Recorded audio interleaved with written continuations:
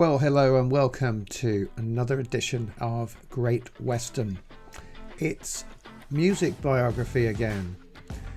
I've often said this to friends, but I often find that these days I probably spend more time reading about musicians and music than I do listening to it.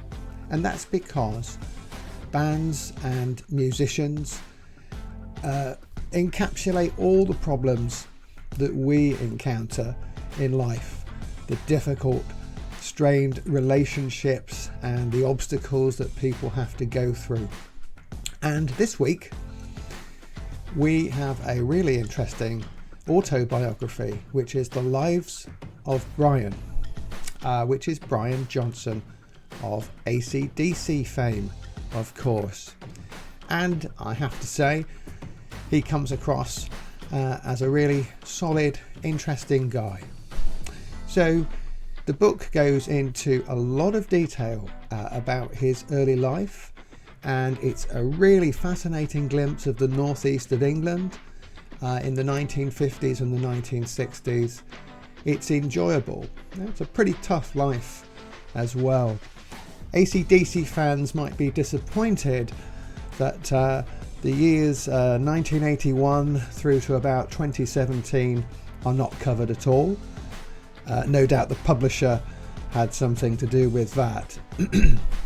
And rather like Phil Collins's autobiography, he uses a medical incident, in this case the same sort of medical incident, which is the potential loss of hearing, to bookend the autobiography. So a very good dramatic device there.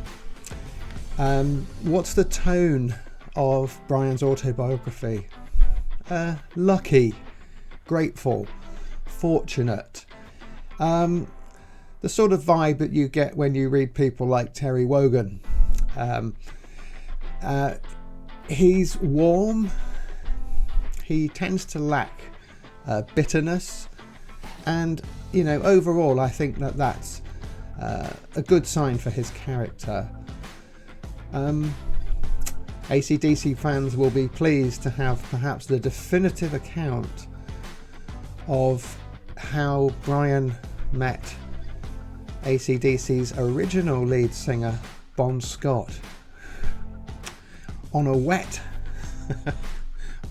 evening in Torquay in 1973.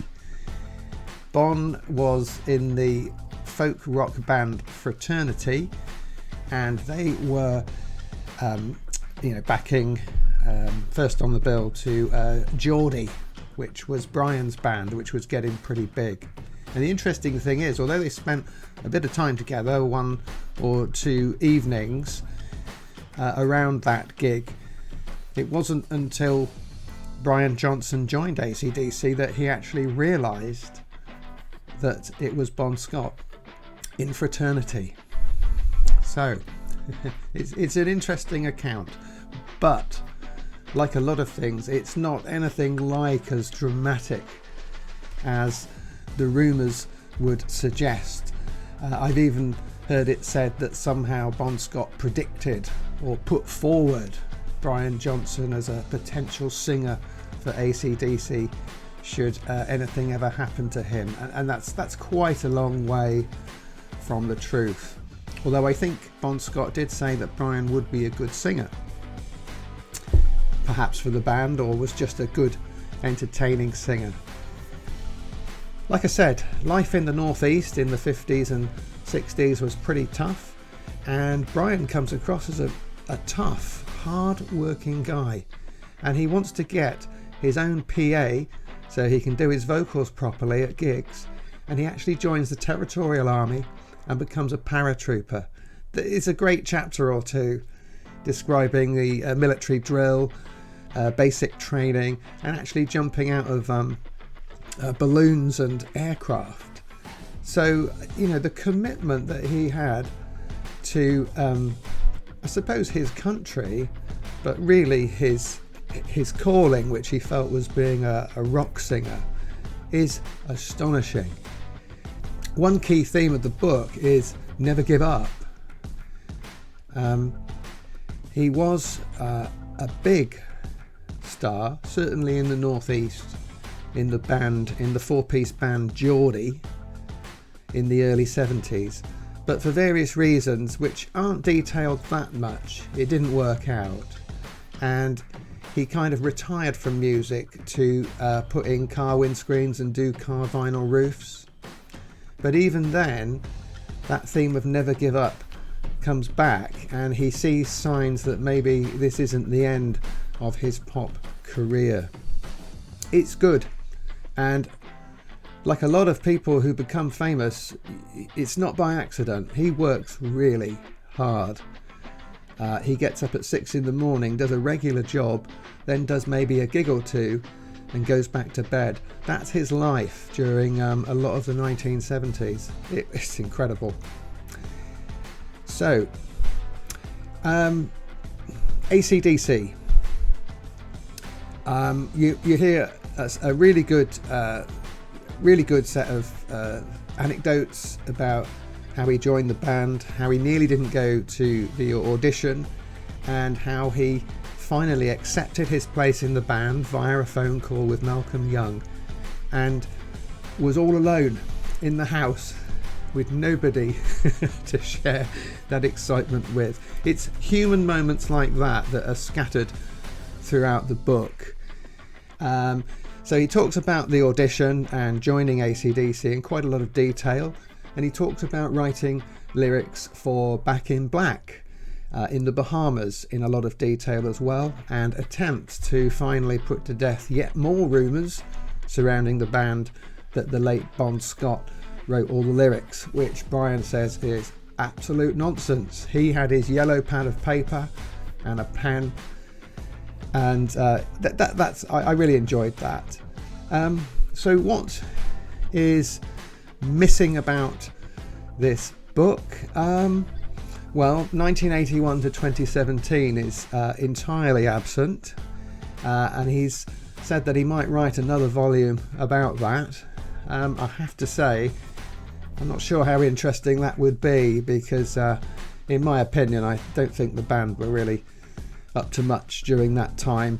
I don't think they were doing particularly good music, but they were pleasing their fans for sure.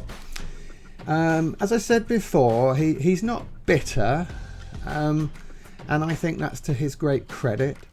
So you don't hear too much about his love life and his relationships and marriages. He's quite discreet, so you could say actually, you know, he's being a gentleman and again coming over as an honest dealer, you know, a good, solid, reliable chap. Perhaps it's because he's got children and he doesn't want them to be upset by any revelations.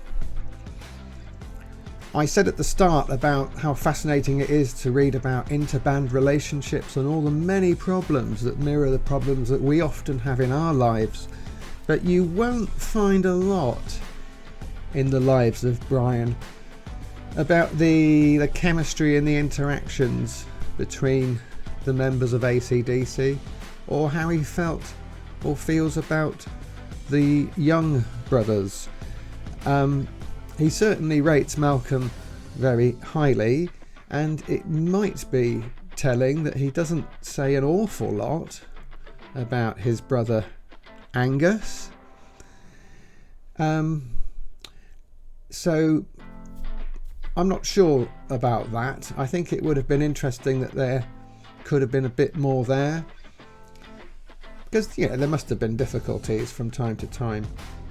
Because the book stops at 1981, we don't hear anything about the 80s and 90s, and therefore we don't hear why Brian stopped writing lyrics for the band in the late 80s.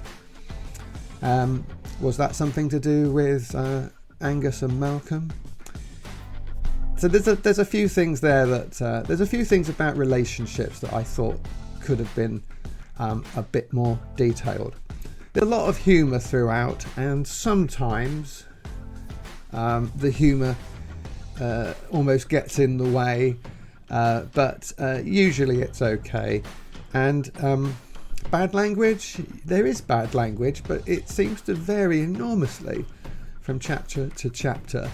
I could have done without it, but well, that's me, isn't it? So, The Lives of Brian, if you're a fan of AC/DC, absolutely, it's a must read, because the most dramatic time of the band's life, and perhaps their most dramatic album, Back in Black, is you get a really good insight into that. So, my rating, I would give it 4 stars out of 5 is my Great Western Book Review rating. Would have just been nice to have a little bit more about those interesting relationships, romantic and professional, in Brian's life. But well done, Brian, and thanks for the memories. Well, have you read The Lives of Brian? If so, please tell me what you think in the comments. And if you've enjoyed this or any of my other videos about music, tech, TV, and much more, then please like and subscribe. Thank you so much for watching Great Western.